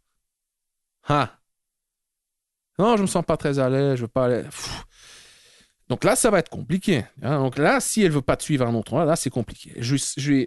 Je tends le bras comme ça pour qu'on marche bras dessus, bras dessous. Là aussi, c'est ouais, non, je préfère pas. Donc là, si même à mes invitations, enfin, même si les signes donc j'essaie de... Ouais, quand les signes les plus pertinents sont pas là, moi, je laisse tomber. Hein, mais ici, chez toi, les signes pertinents, ils étaient là. Récemment, j'ai eu un rendez-vous avec une fille où aussi, lors du rencard, il n'y avait que de l'hésitation de sa part. Que de l'hésitation. Mais elle aussi, c'était genre, ah oui, c'est elle qui décidait de changer d'endroit régulièrement. Il n'y avait aucun moment, elle me dit, ouais, bon, peut-être qu'on en reste là, je suis fatigué. Non, non. D'abord, on a changé, d'abord, on va manger un petit bout et puis on va chez moi. Oui. J'ai fait aucun effort, mais aucun effort pour essayer d'instaurer de l'intimité lors du rendez-vous, donc avant d'aller chez elle. Car c'était clair qu'il n'y avait pas besoin. À ce moment-là, je risquais même éventuellement de faire pencher la balance en ma défaveur. Car là, c'est elle qui guide, c'est elle qui s'investit. Donc en quelque sorte, c'est moi le prix, pour ainsi dire, hein, sans vouloir exagérer, mais je sens que ici, plus elle s'investit, moins je lui donne de signes, plus elle va douter. Parce que les signes flagrants sont là, donc elle est intéressée, donc elle me veut. Et donc si elle doute, ça augmente son stress, et elle va faire plus d'efforts pour réduire ce stress, pour être sûre de m'avoir. Effectivement, une fois chez elle, c'était mignon à voir comme elle a essayé de me séduire. Mais c'était un peu, on dirait, comme dans un film, mais fait un peu maladroitement, tu vois. Elle a un peu déboutonné sa chemise. Genre, ouais, tu vois, genre, ouais, tellement évident. Elle a croisé ses jambes, un peu comme dans... C'était quoi le film avec Sharon Stone, là Basic Instinct. Ouais, mais bon, elle portait un pantalon, mais tu vois, un peu ce langage du corps féminin, les jambes croisées, un peu en train de basculer avec sa jambe, avec sa chemise un peu ouverte. Elle commençait à me faire des petites allusions sexuelles, mais c'est marrant, parce que, comme tu le dis souvent, Robbie, en fait, les femmes ne sont pas très douées en séduction, hein. Et là, ça se voyait, imagine un mec faire ça, c'est juste un peu... Cliché. Ouais, un peu cliché, un peu ridicule, un peu maladroit. Et c'est mignon de voir une jolie fille venant d'une famille aisée qui se comporte comme ça, donc c'était mignon. Bref. Ouais. Et donc, tu termines par dire, je précise qu'elle est étudiante en médecine, elle m'a avoué avoir eu très peu de relations et semble donc inexpérimentée socialement et en termes de rapport de séduction. Ben voilà, Florent, tu as l'explication de pourquoi elle s'est comportée comme ça lors du rendez-vous. Voilà. Elle est inexpérimentée socialement, elle a peu d'expérience en termes de séduction, en termes d'amour, elle est timide. Bah... Qu'est-ce que tu veux de plus? Je te dis, si tu arrives à la guider, cette fille, à lui faire découvrir l'amour, à lui faire l'amour comme un dieu, hein, si tu arrives à être doux avec elle, doux, tendre, compatissant, patient, gentil, bienveillant au lit, mais aussi, en même temps, animal, viril, confiant, dominant, hein, si tu es un peu une bête, mais civilisée, hein, si tu lui caresses la chatte, si tu lui bouffes la chatte avec dévotion, avec tendresse, avec patience, si tu dégustes son corps, si tu la découvres, tu lui fais l'amour, tu la pénètres en t'ouvrant émotionnellement à elle. Tu vois, front contre front, avec le contact visuel permanent, avec ses regards pénétrants. Enfin, tu la regardes comme un ado amoureux. Ah, moi, je suis sûr qu'elle tombera amoureuse de toi. Hein. Cette fille, tu vas la rendre dingue. Et voilà, donc, Florent, pour conclure, je vais être cash avec toi, sans être méchant. Hein, c'est ce qu'on appelle du tough love, hein, en anglais. Voilà, moi aussi, j'ai foré de tels coups, et plein d'autres aussi. Mais ici, t'as juste foré le coup. T'as chié dans ton froc. Je dirais, t'avais pas chié dans ton froc à un point où t'étais paralysé, hein, mais t'étais juste trop prudent. T'étais trop concentré sur... comment dire? Ouais. Tu te focalisais sur les mauvais signes. T'avais peur de foirer le coup. J'ai l'impression que t'étais plus concentré pour ne pas perdre la fille. Tu voulais récolter suffisamment d'indices qu'elle était intéressée. C'est pas la quantité des indices. Hein, c'est parfois la qualité des indices. Et un seul indice suffit, parfois. Voilà. tu as loupé une occasion. Et à mon sens, c'est encore rattrapable, je pense. Ouais, je pense aussi, ouais. Je voulais juste, je vais être très court, mais tu as dit pas mal de choses super intéressantes. Je ne veux pas rentrer en détail, mais juste peut-être les rappeler. Ce serait une bonne piqûre de rappel. C'est le truc que tu as dit, c'est très vrai. Quand une fille est stressée en face de toi, c'est plutôt un bon signe. Comme tu l'as très bien dit, l'indifférence, une fille qui est trop à l'aise, qui se comporte comme si elle était avec un pote. Je préfère une fille stressée, clairement. Ça, c'est le premier point que j'avais relevé dans ce que tu as dit, et c'est très très vrai. Ce que tu as dit aussi, je le mentionnais en fait, avoir une boîte à outils, c'est bien, mais c'est pas toujours utile. Effectivement, et c'est vrai que parfois tu te rapproches, tu retires le tabouret qui est entre toi et elle. Simplement, j'ai envie d'être plus proche de toi, et ça fait, voilà, c'est bon. Il faut pas toujours utiliser de stratégie ou de jeu, hein. En fait, les jeux techniques, c'est plutôt quand peut-être tu as vraiment du mal, tu veux de la transition, tu as besoin de te rassurer un petit peu, prendre confiance aussi. Ça peut être utile, mais c'est pas clairement obligatoire. Même chose pour ce que tu as dit, et je suis tout à fait d'accord, hein. J'utilise la structure, elle est pas toujours utilisée de A à Z. Parfois, il y a une ou deux étapes que je ne fais pas parce que je sais qu'après, par exemple, on va aller chez elle ou chez moi et donc j'ai pas trop envie de brusquer, pardon. Mais ce qui est utile aussi dans ces astuces techniques, par exemple, le toucher, faire un massage, etc., c'est aussi prendre confiance. Ça te permet d'avoir confiance, par exemple. Même chose pour le baiser. Dans l'exemple de Florent, quand il mentionne est-ce que le baiser doit avoir absolument lieu durant le rendez-vous? Non, bien sûr que non. Par contre, ça peut te mettre en confiance parce que, comme on l'a vu avec Florent, quand il est rentré chez elle, il n'a pas réussi à... Voilà, il n'était pas encore assez à l'aise, il pensait qu'il devait encore en faire trop, je ne sais pas quoi, alors que si il l'avait embrassé déjà au rendez-vous, il serait peut-être posé beaucoup moins de questions, il aurait été plus droit au but. Parce que bon, toi, tu sais comment, enfin, je sais comment tu es, et c'est clair qu'avec l'expérience, on est beaucoup plus to the point, hein. On sait faire l'affaire des choses, et comme tu dis, on se focalise sur un ou deux signes d'intérêt, mais la vérité, c'est que la plupart des gens, en pratique, ont besoin toujours un peu plus de confiance, de confirmation de l'intérêt pour oser se lancer, parce que pour eux, c'est pas encore une habitude.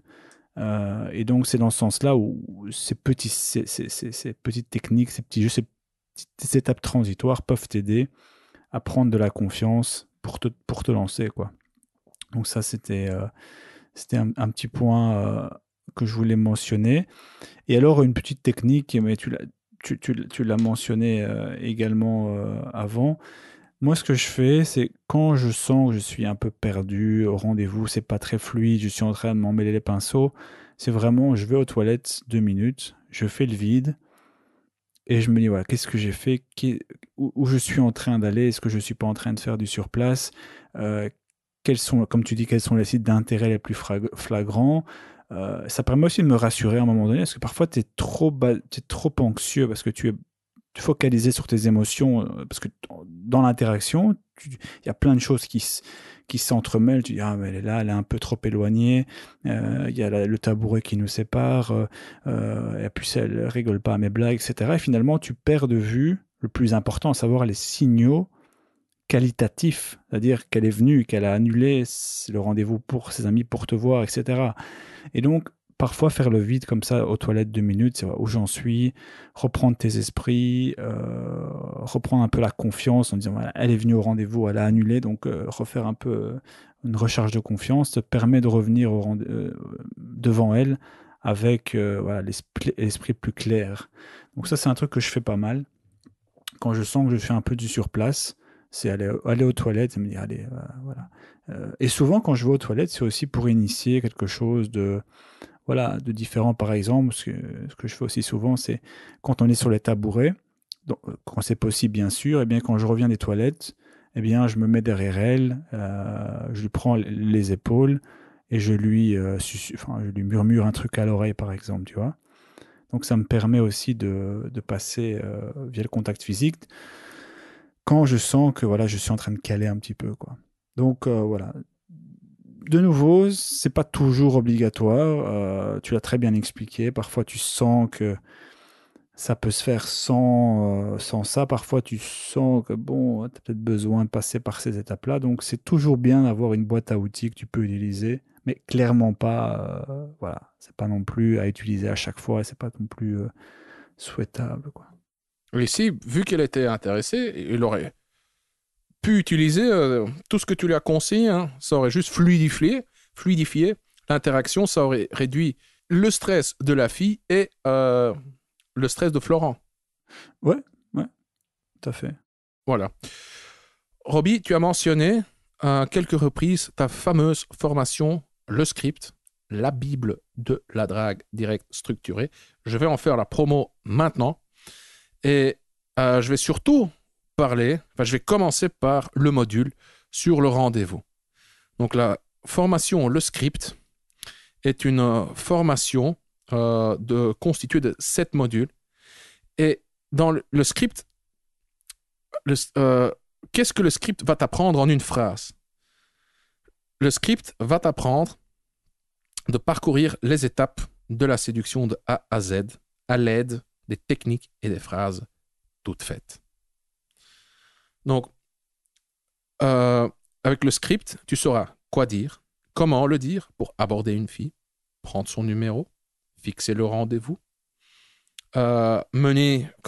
interagir par message, hein, SMS, WhatsApp, Messenger, toutes ces applications de messagerie.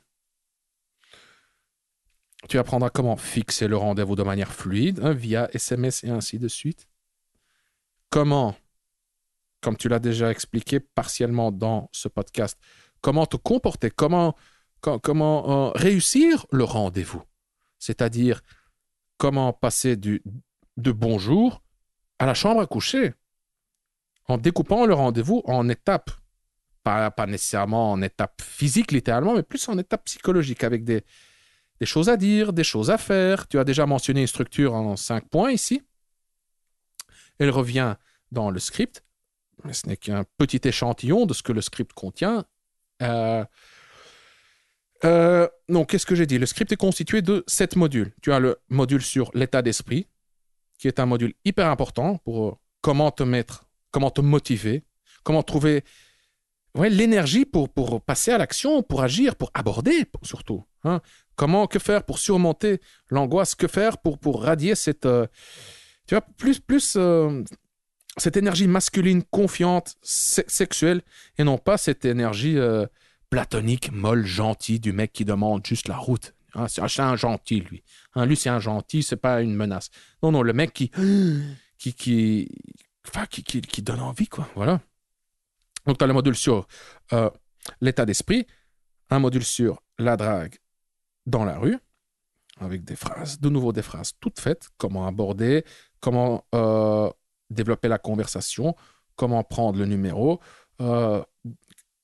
comment surmonter, je sais plus, je me souviens plus du nombre des objections, hein, parce qu'elle a un petit ami, elle est pressée, elle a des écouteurs, tu vois, il y a plein de trucs. Ouais, les obstacles, ouais. Ouais, qui vont te freiner, quoi. Donc, quoi faire, comment les surmonter. Tu as un module sur la drague en soirée. Hein, et Roby, toi, tu ne tournes pas autour du pot. Hein. Le module sur la drague en soirée, c'est quoi? Ton but, c'est tu vas en soirée, tu rentres accompagné, quoi. Ouais, d'aller le plus loin possible. Et si vraiment c'est pas possible, eh bien, voilà, forcément tu patientes. Mais le but, c'est d'aller le plus loin possible en soirée. C'est peu partout, la drague en fait. Hardcore, hein, c'est pas comment être cool en soirée, comment choper des numéros. Enfin, oui, tu vas apprendre ça, c'est sûr, mais dès le départ du module, tu dis, hey, tournons pas autour du pot. Pourquoi tu sors? Pour choper. Hein? Et tu expliques comment faire. T'as le module, donc, on a quoi? État d'esprit. Drague dans la rue, le module sur... la drague en soirée. La drague en soirée, ouais. Le text game, hein, tout ce qui est message et ainsi de suite, avec des templates, des messages, enfin des messages que tu peux utiliser sur auditeur, copier, coller, ainsi de suite. Un module sur la drague en ligne. Je viens tout juste de recevoir un petit texto d'un client du script qui demande comment adapter un des messages à Adopte un mec. Car apparemment, sur Adopte un mec, tu étais limité au nombre de messages que tu peux envoyer avant. Oui. Enfin, dans le sens où tu peux envoyer, c'est ce qu'il m'a expliqué, genre 8 ou 10 messages, et ensuite la fille doit te répondre. Hein? Ouais, ok. Et chaque message, je pense que chaque message est aussi limité en nombre de caractères. Ouais. Ça, je savais pas. Ouais, moi, je suis pas actif sur. J'ai jamais été actif sur Adopt. Non, moi non plus. Mais enfin, voilà, une grande partie de ces messages sont juste applicables aussi sur Adopt. Hein, je veux dire, c'est. Ouais, sur les sites de rencontres en général. Tout à fait. Ouais. Car en général, sur les sites de rencontres, enfin, s'il y a des limites, c'est genre, la femme doit te contacter en premier, puis si elle te contacte et toi tu réponds, là vous êtes libre de vous envoyer autant de messages que vous voulez. Mais apparemment, il y a quand même quelques petites contraintes supplémentaires sur Adopt que je ne savais pas. Et le mec, il a donc adapté un de tes messages à ces contraintes. Et ouais, c'était sympa, interaction sympa. Le mec, voilà, il a vraiment bien fait. Il a bien fait. Je vois que la fille avait répondu donc rendez-vous vendredi alors. Nice. Ouais. Tu vas me montrer ça après, je vais regarder. Oui, enfin, on sait comment ça marche. Hein. Ils disent oui, d'accord. Rendez-vous vendredi, mais il y a toujours une partie, pas toujours, hein, qui peut annuler, reporter, changer d'avis ou même poser un lapin. Ça n'arrivera pas parce qu'il a utilisé le script. Voilà. Ouais, Ça soyons n'arrivera honnêtes. pas. Non, mais c'est vrai. Non, je ouais. rigole. Non, ça peut arriver. Ouais, Pour être franc, je dis pas ça plaisante. pour me vanter ou quoi. Toi aussi, j'en suis certain. Hein. Mais ça fait longtemps qu'on m'a plus posé de lapin, quoi. C'est un truc qui m'arrive beaucoup moins. Est-ce que je sais pas, est-ce que la culture du dating a mûri et les femmes ne font plus ça? Est-ce que c'est plus un truc de jeune? Yeah, parce que moi, je vais avoir 42 ans bientôt. Hein? 42, mec! What the fuck? Ça C'est va, vraiment un je suis bien. vieux, quoi. J'ai toujours... Enfin, ouais. Moi, je me vois toujours comme un mec de 30. 28, 29, 30. Ouais. Mais j'ai l'impression, peut-être que chez les jeunes, je sais pas, cher auditeur, quel âge tu as, si tu as, disons, entre 18 et 25, est-ce que tu peux me dire si les femmes posent encore des lapins? Moi, je pense que c'est un truc plus de jeunes, hein, les lapins. Hein. Ouais, puis c'est une culture de consistance. Hein. Avec l'expérience, tu apprends aussi comment cadenasser, comment bien ficeler pour éviter ces mauvaises... ces lapins, parce que si c'est bien cadenassé, si c'est bien, si tu sais quand relancer, si tu sais comment filtrer, ben les lapins arrivent quand même. Même avec les filles plus jeunes, par exemple, j'ai pas non plus, voilà, ça change pas énormément. Je pense que c'est plutôt la maturité de notre côté, l'expérience du dating, qui fait qu'on a aussi, qu'on sait un peu comment éviter de se retrouver en mauvaise posture aussi. Ouais, je sais pas. J'ai pas vraiment d'explication, je l'espère. Enfin, en tout cas, c'est très flatteur hein, d'entendre que c'est nous, hein. Nous avons l'expérience, la maturité, les compétences, c'est grâce à nous. Oui, ça, je veux bien le croire. Et peut-être que c'est vrai, je sais pas. Qu'est-ce que j'allais dire encore? Enfin, je sais plus. Oui, donc il y a le module sur le rendez-vous, j'en ai déjà parlé. Et il y a un module intitulé le puzzle complété où tu fais une synthèse de tous les autres modules avec des comptes rendus qui reprennent donc tous les éléments de tous les modules précédents. Et donc le puzzle complété contient des comptes rendus réussis et aussi foirés pour bien voir le contraste, pour pouvoir identifier, pour bien isoler, pour bien montrer ce qui marche et ce qui ne marche pas, pourquoi ça a marché, pourquoi ça n'a pas marché. Voilà. Et encore une fois, la beauté, c'est que ça vient de toi. C'est une condensation de, je ne sais pas combien d'années d'expérience en matière de drague, hein, la drague hardcore, quoi, pure et dure. Car t'es un vrai dragueur, toi, hein, Robbie. 15 ans. Un obsédé, hein. Ouais. Hein. Moi, je suis toujours vu un peu comme un obsédé. Genre, le mec, putain, quoi, il n'a toujours pas marre, il exagère, quoi. Cochon. Ouais, un vrai cochon. Et donc, encore une fois, ce sont des phrases, des techniques toutes faites. Testées, peaufinées au fil des années. Bon, petit astérisque, ça ne veut pas dire que ça va marcher pour tout le monde. Hein. Il faut toujours tenir compte du contexte et de qui les utilise. Je veux dire, Brad Pitt, il peut même, je sais pas moi, se manger les crottes du nez. Non, ça, c'est peut-être exagéré, hein, mais là, il peut aborder une femme avec la phrase la plus nulle et ça va marcher. Ouais, un mec qui n'a juste pas... qui a une valeur sur le marché de l'amour trop faible, il peut... Non, enfin, un clochard avec des psychopathologies qui ne s'est pas lavé depuis des semaines ou des mois,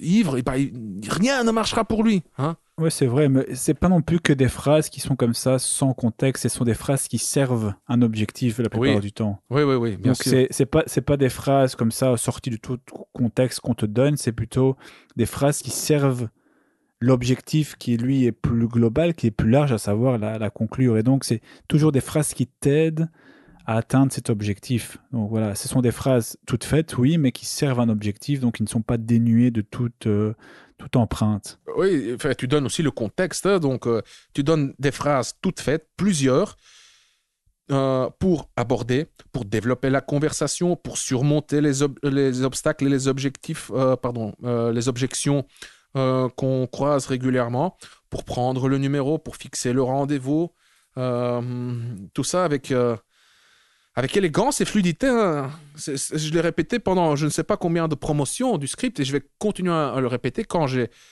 corrigé, enfin quand j'ai fait la rédaction finale, enfin l'édit, comment dire, la lecture finale. La correction, ouais, l'édition. Ouais, la correction finale, ouais. J'étais chaque fois stupéfait de l'ingéniosité, de la beauté de tes techniques et tes phrases de drague. T'es comme un joueur d'échecs qui pense plusieurs coups d'avance ou à l'avance ou en avance. Merde. Le 3. Ouais, plus loin. Le 3. Oui. Là, ouais, c'est un peu comme si Kasparov jouait contre un débutant. Le débutant, il voit juste l'échiquier, il se dit, ah bah ouais, il pense qu'un coup à l'avance. Et toi, chaque truc a plusieurs fonctions comme ça. Chaque phrase prépare le terrain pour ce qui va suivre et ça passe sous le radar. De deux, c'est quand même direct et oui, enfin direct, confiant. T'as pas l'impression, t'as pas cette énergie bizarre que t'as parfois avec les mecs les praticiens de la PNL par exemple. Tu vois, t'as comme ça certaines niches dans le développement personnel et aussi dans la niche de la séduction. Hein, t'as juste parfois des mecs bizarres quoi. Tu es en interaction avec eux et tu sens qu'il y a un truc qui cloche. Tu sens qu'il y a un manque d'authenticité, tu sens qu'ils essayent de te manipuler, je sais pas, de te dominer psychologiquement. C'est compliqué à expliquer, il faut le vivre. Il faut rencontrer ces personnes pour vraiment ressentir ce que je veux dire. Et chez toi, on n'a pas ça du tout. C'est léger, c'est fluide, c'est élégant et surtout, c'est hyper efficace. Voilà. Bref, donc je t'ai jeté suffisamment de fleurs, Roby. Cher auditeur, si tu es intéressé par le script, la Bible de la drague directe structurée, structurée, ça fait référence à ces phrases de drague pour les étapes principales, pour les différentes phases de la séduction, pour les moments clés de la séduction. Si tu es intéressé par le script, clique sur le lien se trouvant dans la description. Voilà, j'ai tout dit. Yes. Je pense qu'on a fait le tour. On a bien fait le tour, là. Un très grand tour. Hein. Oui, j'avais pas vu, je croyais qu'on était à 1 heure ou quoi.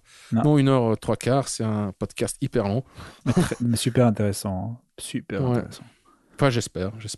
Cher auditeur, si tu nous as suivis jusqu'ici, je te remercie de ta patience, de ta confiance, de ton intérêt. Et on se revoit dans le prochain épisode. Yes. Bye à bye. Bientôt. Bye bye.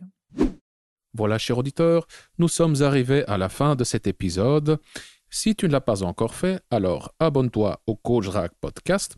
Tu peux t'abonner sur YouTube, Spotify, SoundCloud, Apple Podcast ou via l'application que tu utilises pour écouter ce podcast. Et si tu as aimé cet épisode du Coach Drague Podcast et si tu souhaites me remercier ou me donner un coup de pouce, voici ce que tu peux faire. Si tu m'écoutes sur YouTube, alors tu peux laisser un pouce bleu. Si tu m'écoutes sur Apple Podcast, alors tu peux me laisser une évaluation de 5 étoiles. Si tu trouves bien entendu que le podcast mérite une telle évaluation. Ton évaluation est cruciale car elle m'encourage, me motive, m'inspire. Mais avant tout, avec ton évaluation, tu aides les mecs comme toi et moi à découvrir le Coach Drague Podcast plus facilement. Je suis Consti de coachdrague.com. Merci d'avoir écouté le Coach Drague Podcast. On se revoit dans le prochain épisode. bonne drague.